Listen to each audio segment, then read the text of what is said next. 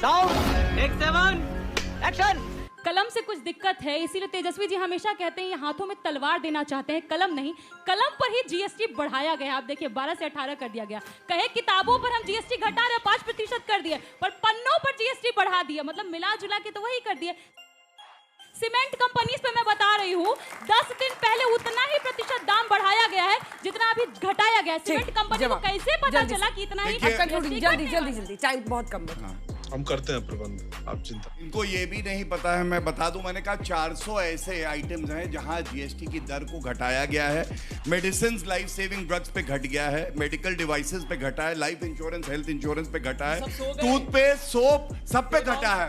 कब हो गया ये? भारत देश में रहते हैं ना हम लोग, ये वहाँ पे फैक्ट्री लगाई, यहाँ पे नहीं। बिहार गुजराती देश के अंदर कैसे कर सकते हैं? कुछ गुजरात को दे देंगे, बिहार को दिखा देंगे ठेंगा, तो सवाल तो हम करेंगे।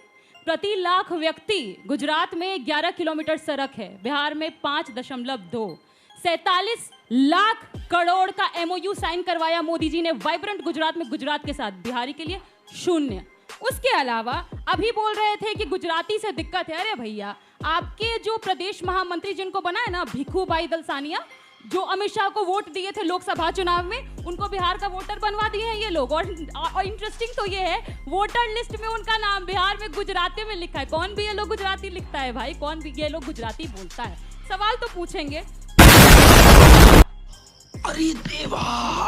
उसके अलावा टेक्सटाइल पार्क, पीएम मित्र पार्क, बिहार को कितना दिया आपने? 0। अभी जीएसटी पर बात हो रहा था ना, जीएसटी पर खाखड़े पर लगा दिया 0% जीएसटी। बहुत बढ़िया, पूरा देश खाखड़ा खाए, हम भी चाहते हैं। बिहार के पैक्ड मखाने पर 5% क्यों लगाया है? ये सवाल नहीं है, पूछे क्या? और आते हैं बिहार में राजनीति किस पे करना चाहते हैं मैं बताती हूँ। मुद्दा है नहीं ना, मुर्दों पे राजनीति करते हैं, जंगल जंगल चिल्लाते हैं।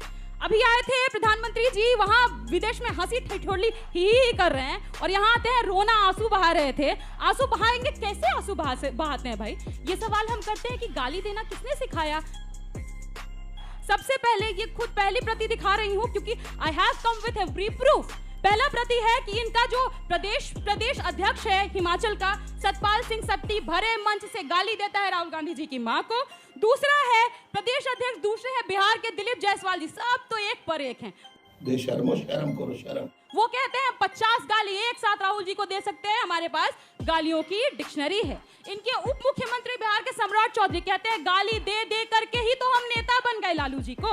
उसके अलावा इनके विधायक जनक सिंह बिहार विधानसभा में खड़े होकर के राबड़ी जी को गाली दिए। उसके अलावा इनके मुख्यमंत्री दिल्ली की नई नवेली कैसा कैसा गालियों का इस्तेमाल की है, ट्विटर पे जाइएगा, कान खड़ा हो जाएगा। तस्वीर आपके सामने यहीं से दिखा रही हूँ।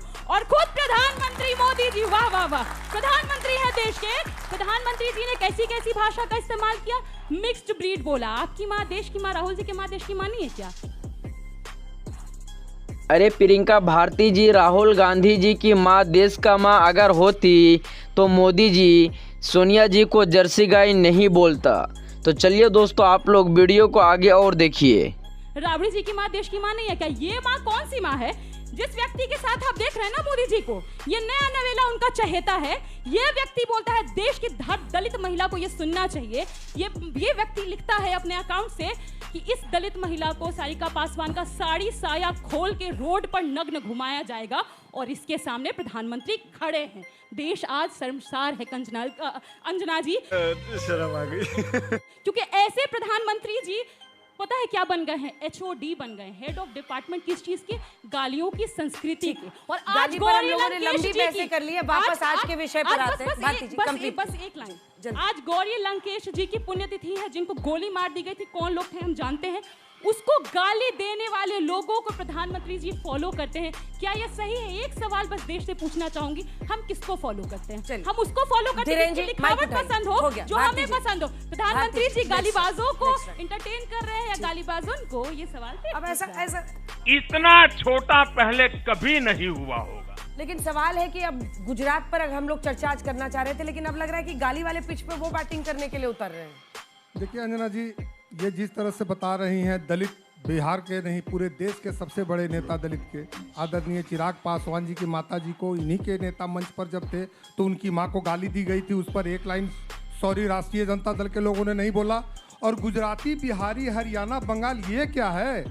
अगर गुजरात का अपमान करते हैं तो क्या गांधी जी का अपमान आप नहीं कर रहे हैं? शर्म आनी चाहिए आपको। देखिए, सबसे बड़ा मुद्दा क्या है बिहार में? अगर आप आम लोगों से वहां पर मिलेंगे तो उनके लिए जो आम सबसे बड़ा मुद्दा है पलायन का, कि शिक्षा तय वक्त में पूरी नहीं होती है। वो बच्चे कहेंगे कि हमको डिग्री जब मिलनी चाहिए नहीं मिल जा रही है। जो पलायन का मुद्दा है कि बाहर आना पड़ रहा है, यहाँ पर भी आप करा लीजिएगा, अनेकों बच्चे हैं जो बिहार के आकर यहाँ पर पढ़ रहे हैं। ये असल मुद्दे हैं। अगर आप इसको ले जाएंगे अन्य मुद्दों पर कि बिहार वर्सेस गुजराती कर रहे हैं या अन्य मुद्दा, तो शायद वो चले ही ना। जनता को चाहिए भाई, उनको चाहिए अच्छी शिक्षा व्यवस्था, अस्पताल नहीं है साहब। तुम चुल्लू भर पानी में जाके डूब के मर जा। जिसको बता रहे हैं कि बाहर से गुजरात से लोग आ गए हैं, तो ये देश अखंड है, हमारी केवल एक पहचान है और वो पहचान है भारतीय होने की। और एक बेटा पैदा होता है, उसके पास उपनाम नहीं था यादव, चारा घोटाले वाले या नकली गांधी, नेशनल हेराल्ड घोटाले वाले। उसका नाम था नरेंद्र मोदी।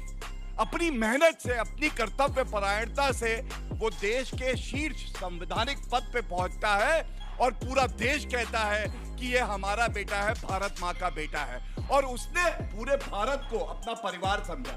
दूसरी तरफ किस्मत अपनी अपनी, बीच में ना बोलो अंजना जी प्लीज, रिक्वेस्ट है। वो दीदी पता नहीं उखड़ी रहती है, पता नहीं बी से बहन है हमारी, लेकिन बी से बिहार क्यों नहीं याद आता है? कर पाती, बी से बिहार क्यों नहीं याद आता है? बारी से ये आदत से मजबूर है, कोई बात नहीं। आप लक्षण आपका ये सुधार क्या है लीजिए, ना, मदद जब से मजबूर नहीं हार होंगे। का पता चल जाता है तो ऐसे दर्द होने लगता है। अब ये घबराती है एक लाइन में, कहीं चोट ना लगे, लेकिन एक सेकंड। और मैं एक बात घबराते नहीं है। दीदी, मैं इतना ही कहूंगा, परकटी महिलाओं को आरक्षण का लाभ मिलेगा। लालू प्रसाद यादव ने बोल दिया था। आप परकटी झूठ। लालू जी ने कहा दलित पिछड़ी महिलाओं को भी आरक्षण का लाभ मिलना चाहिए। आप लोग इसके खिलाफ एक सेकंड झूठ फैला रहे हैं। अरे झूठ बोल रहा है, ये झूठ बोल रहा है। राहुल गांधी का जन्म बिहार में हुआ है क्या? अंजना जी आप बताइए, आप तो बिहार से आती हैं। राहुल गांधी अच्छा बिहार में पैदा हुआ, मुझे नहीं पता था, मुझे लगा इटली में हुए, लेकिन कम से कम भारत में जन्म हुआ है। दूसरी बात ये बताइए, जब रेवंत रेड्डी आते हैं और कहते हैं तेलंगाना में हमारा जो डीएनए है ना बिहारियों से बेटर है, और उनको बुलाते हैं तेजस्वी आओ, राहुल आओ, खड़े हो बगल में, बिहारियों के तमाचा मारेंगे हम बेइज्जती करके। कोई सेंस है इस बात की? नहीं। तो दोस्तों, जीएसटी को लेकर और गाली गलौज मुद्दे को लेकर आज जिस तरह प्रियंका भारती जी ने भाजपा प्रवक्ता गौरव भाटिया जी को जितने भी जवाब दिए हैं, तो आप सभी को क्या लगता है कि प्रियंका भारती जी ने गौरव भाटिया जी को सही जवाब दिए है? अगर आप सभी को लगता है कि प्रियंका भारती जी ने सही जवाब दिए है, तो आप लोग अपना प्रक्रिया कमेंट बॉक्स में दीजिएगा। और हाँ, अगर चैनल पे नए आए हो तो चैनल को साथ ही साथ सब्सक्राइब कर लीजिएगा, क्योंकि आपको इस चैनल में इसी तरह वीडियो देखने के लिए मिलते ही रहेंगे। तो फिर मिलते हैं किसी और दूसरे वीडियो में, तब तक के लिए बाय बाय।